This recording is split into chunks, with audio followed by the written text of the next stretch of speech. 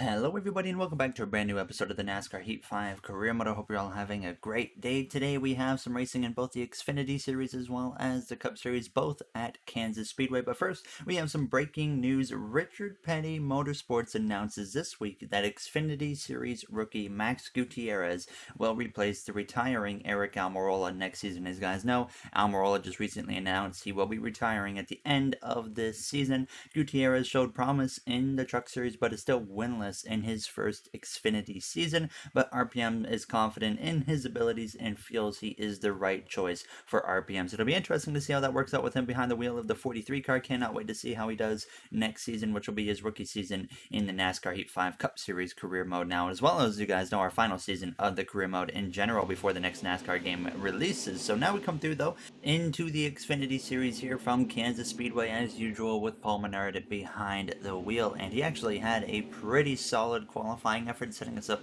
pretty nicely for the start of this new round of the playoffs to determine the final four spots, of course, in the Xfinity Series. So we would get underway here with Paul, and he was on the inside line, just barely outside of the top 10. So I was pretty confident what he was going to be able to pull off in this race. He started just behind that 20 there of Rajah Caruth. Now is up front. It was Ty Gibbs in the 19. There was a lot of, though, shuffling of positions throughout this race, and you're going to see that throughout how this race went on now, as there's a lot of 3 wide, 4 wide racing going on here and there, and Paul was right up in the mix of that. Now we're going to cut through a few laps later, and here he was making almost 4 wide for a brief moment there out of turns 2, just remains 3 wide for the moment. But then as we came through around to the front straightaway, we were 4 wide through the tri-oval. Menard getting very aggressive here, working his way towards the front of this pack, and then a little bit later on he had gotten up to P3, now to the outside of Jeremy Clements down this back straightaway, and he would get up to second place, run down Max Gutierrez, who was in position to get his first win in his Xfinity Series career. But no, Menard would take the lead, but they would have a side-by-side battle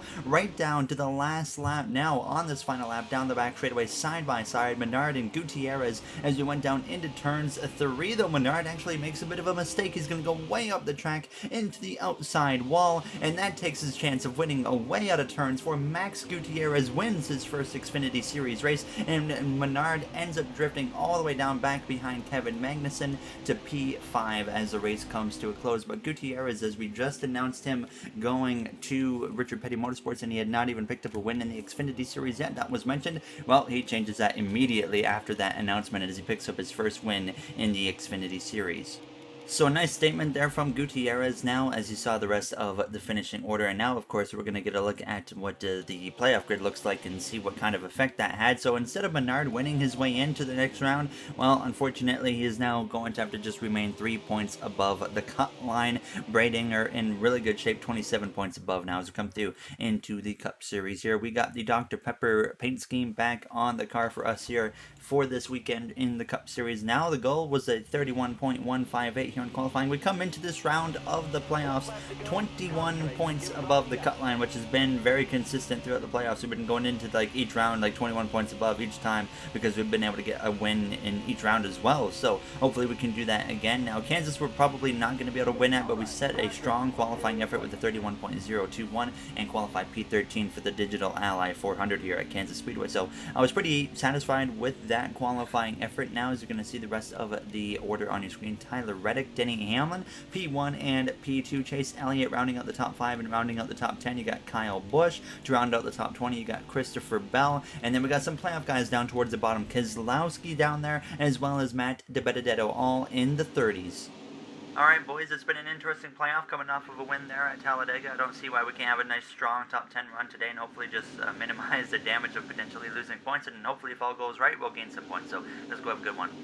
There you hear myself on the radio to the team here as we're going to get ready to go green for the Digital Ally 400 here from Kansas Speedway. So like I mentioned, we usually are never really in the mix to win races here at Kansas Speedway, but hopefully we can just get a top 10 out of it and not really lose a whole lot of points. It all of course depends on how the other 7 playoff drivers do tonight here from Kansas, and we actually now get ready to go green here on this inside line behind our future teammate of Ryan Blaney. And now the round of 8 from the playoffs here in the Cup Series is underway from Kansas Speedway. An interesting round to say the least. We have Kansas Speedway here tonight, and then we go next episode road course racing in the round of 8 at Mid-Ohio, and that has probably been my worst statistical road course throughout all of the NASCAR Heat Series ever since that track came into the game. So that could be a bit of a curveball. You usually think road course racing, that's kind of plays into my strength, so hopefully we can kind of settle down when we get there and have a good race now. And then of course we have Iowa as the elimination race where we ran really strong. So I'm pretty confident overall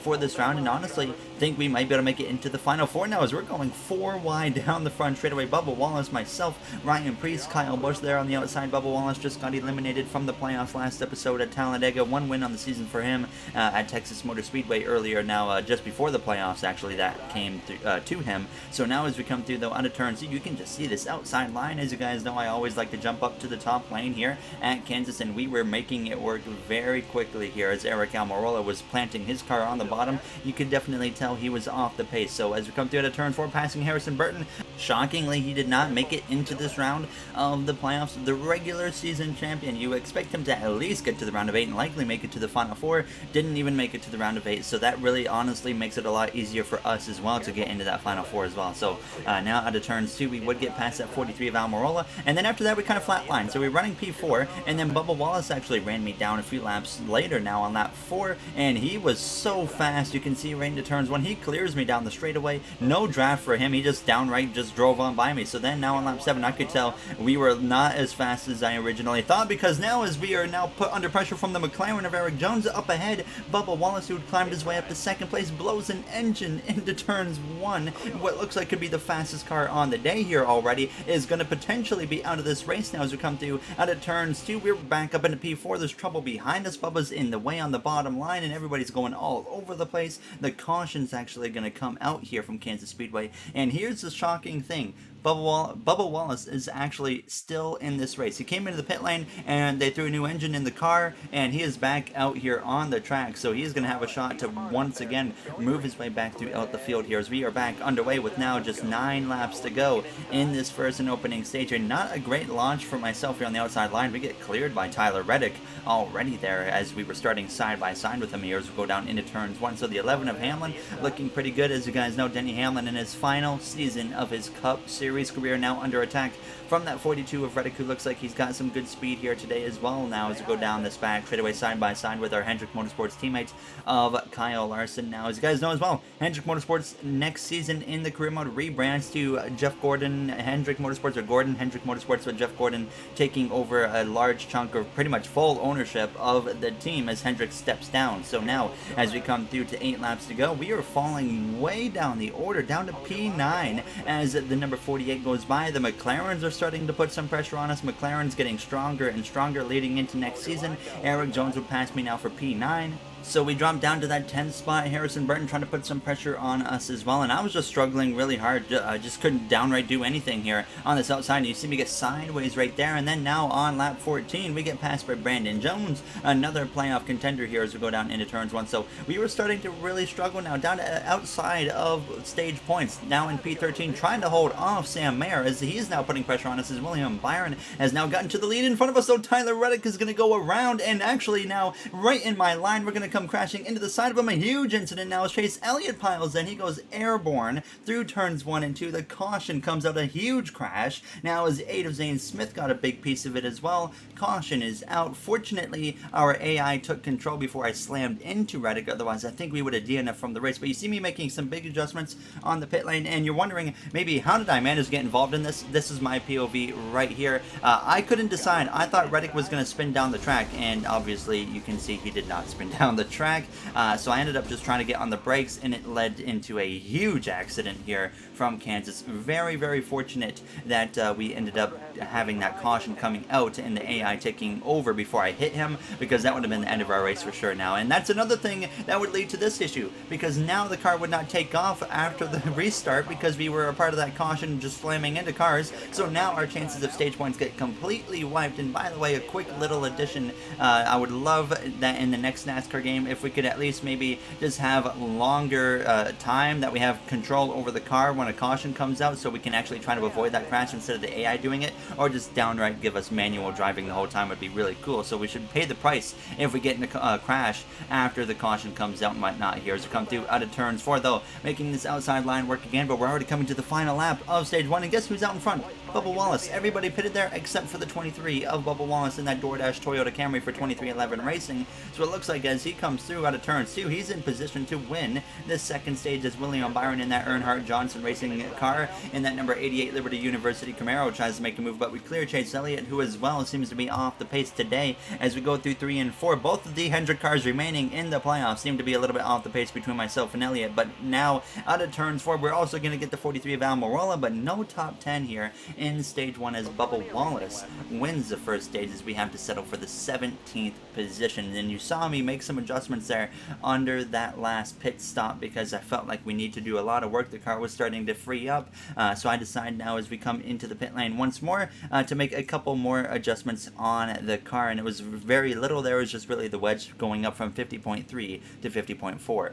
Definitely not the last half of a stage 1 I was anticipating, because I mean we were looking good, we were running up to the top 5, and then all of a sudden we just start drifting down the order after that first caution, and now we find ourselves here in P17. And now actually as we go into stage 2, we gain 2 spots on the pit lane, so we jump up to P15 here as we're going to get ready to go back green. And as you guys know, for the first time here in the round of 8 and for the start of stage 2 from Kansas Speedway, it is time to get amped.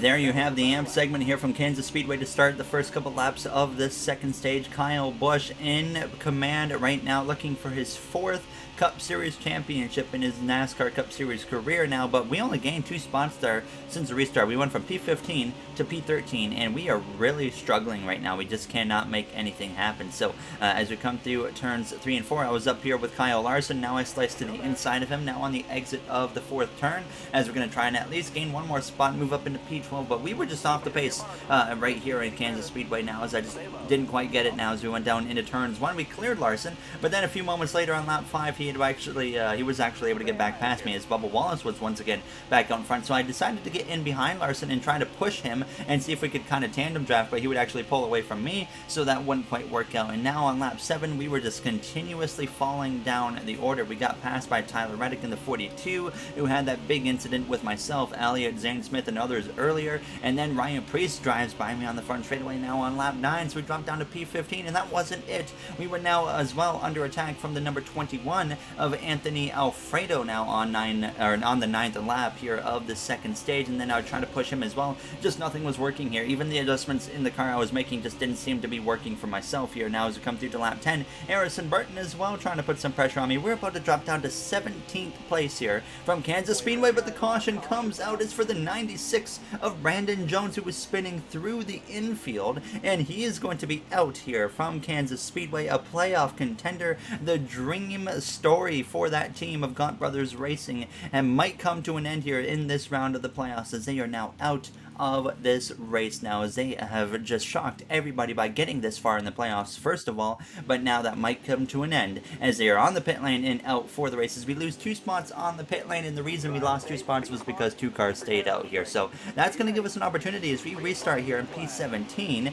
and only 4 laps to go in stage 2. We're at least going to have an opportunity to take advantage of these guys struggling to pass those slower cars, hopefully, and we will be able to get ourselves maybe up towards the top 10 as I make a very aggressive move, clearing myself there on the 19 of Burton.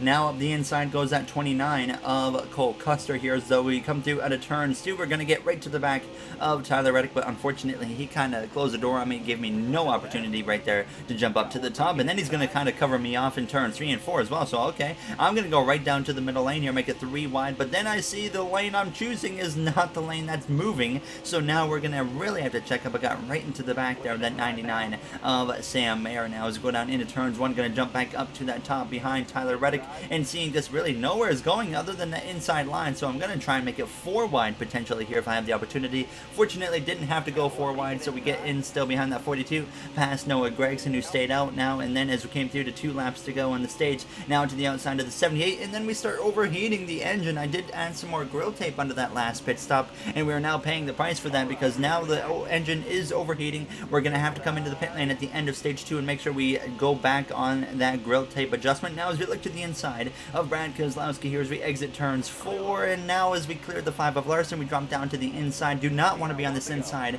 in turns 1 and 2. Unfortunately, we get cleared right there, but down the back straight away for the final time, Larson was back up my inside because of turns 1 and 2 as he was able to slip up the inside, and then unfortunately through 3 and 4 we get stuck behind the 41 of Keselowski, and that allows Larson to get ahead as we side draft him hard, coming through the travel, some contact with Larson, but we have to settle for P11. So stage 1 and 2 we go pointless the whole time, and at this point in the playoffs we cannot afford anything like that happening, as Alex Bowman, our Hendrick Motorsports teammate, wins stage 2, once again making some more adjustments. I put the growth tape back to where it was before at 45%.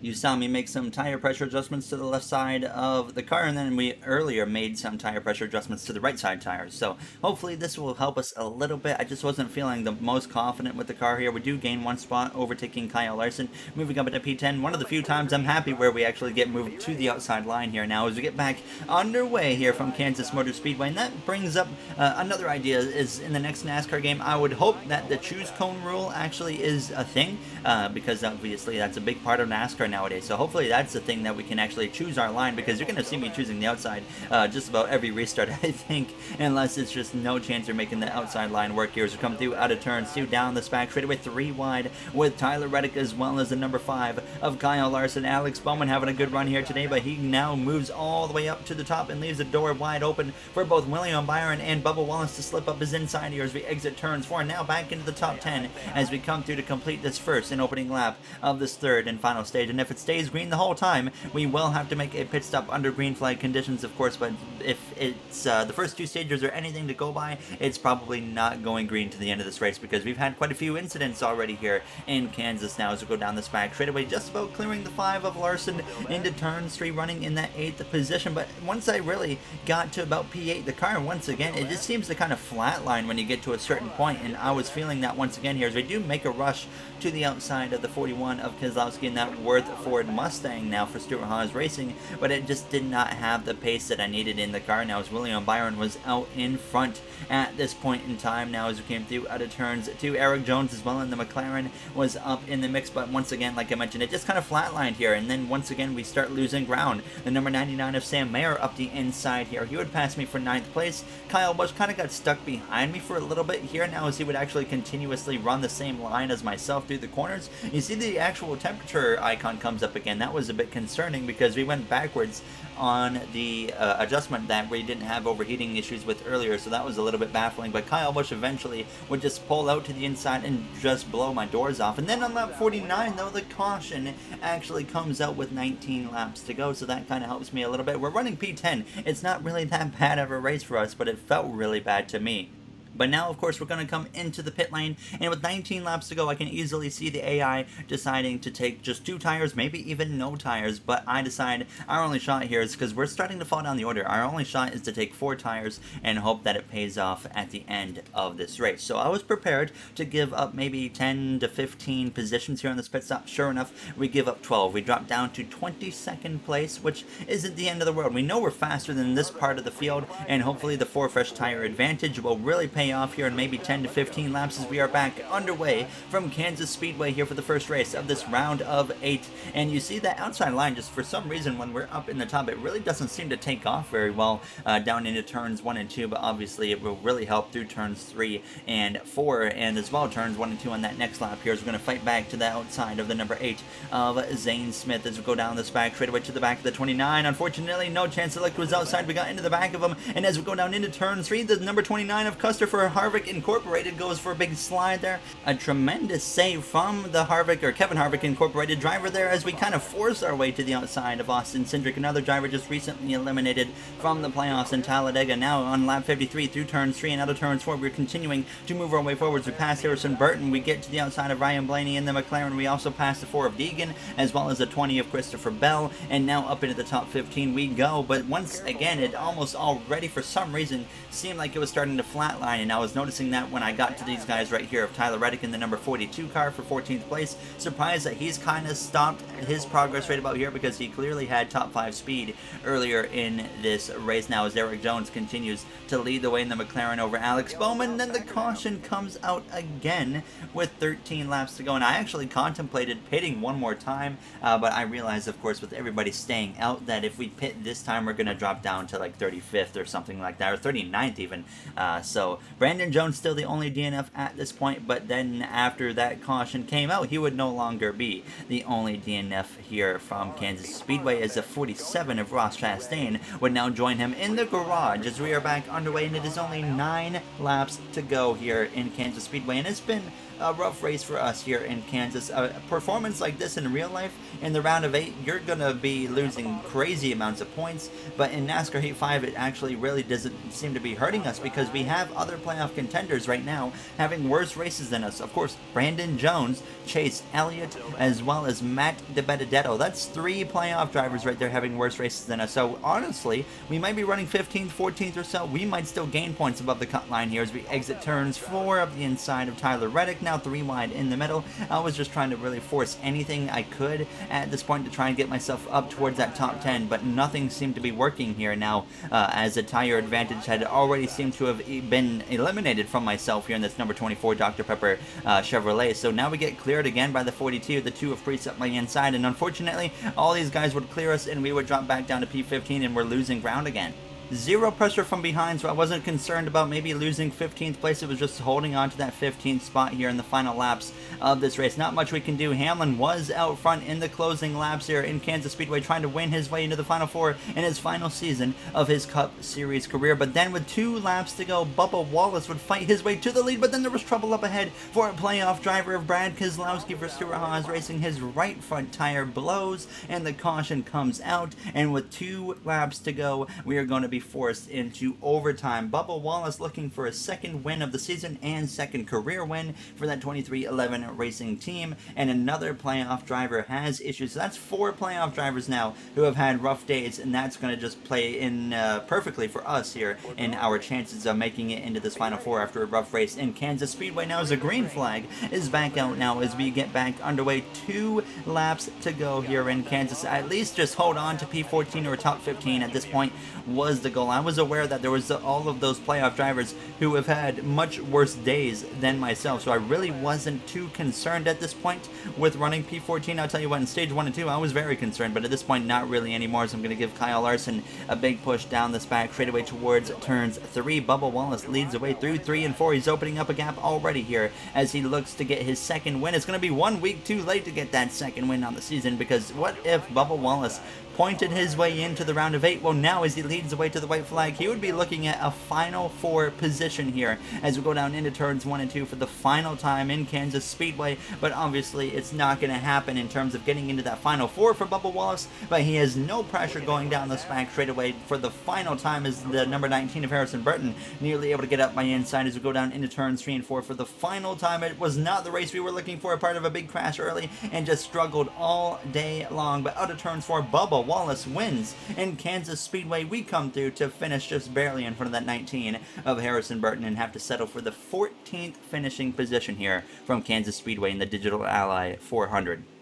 So Bubba Wallace, of course, with that win over Kyle Busch, Denny Hamlin. So I was looking in front of me to see what playoff drivers beat me. Well, Joey Logano, Denny Hamlin, Kyle Busch are the only 3 playoff drivers that finished ahead of us, and we finished 14th. It was not a good race, but yet you can see all of the guys that had issues. This is only going to help us. We are definitely going to gain points over the cut line, and we're actually going to gain quite a good chunk. We came into this race 21 points above the cut line. We come out of this race 10 points above what we started, 31 points above the cut line. And Elliott, Keselowski, Jones, DiBenedetto, those were all the guys with trouble, and you can see how that affects them. Elliott, the first guy out, is 29 points below Joey Logano, so he has the advantage, though, going into the next episode, Mid-Ohio. As you guys know, Chase Elliott, a road course racer, he has been winless for like 2 seasons now for Hendrick Motorsports, and if he's going to find a way to get to victory lane, this would be the perfect race to do it. But as always, if you guys enjoyed this episode, you do know what to do. I'd like to thank you all for taking the time out of your day to watch this episode and other ones on the channel. Now just 3 races left in the season. Who knows what Mid-Ohio is going to bring to us? If we have a bad race there, we could be actually facing an issue going into Iowa, but hopefully our road course specialty kind of comes into play there and we should be okay. So I'm confident that we're actually going to have an okay race there. Like I said, that's statistically been my worst road course, but I'm not really that concerned going into that one. So we'll wait and see what happens there. And then in the next episode, we go to, like I said, Mid-Ohio as well as Texas in the Xfinity Series. So thank you again to the Going Racing members as well of MJ, Joseph 9001, Timothy Arline, Bubba Jr., Brett Durward, Dark Gengar Gaming, AJ Vasura, Russell Dixon, Kenneth Barnett, Dana9302, as well as King Matt XL. I appreciate you guys' support so much, as I always like to say. And once again, thank you so much for the support of just helping me out and hopefully one day making this full-time content creation dream come true. So I'll see you guys in the next one from Mid-Ohio. Have a great day, everybody.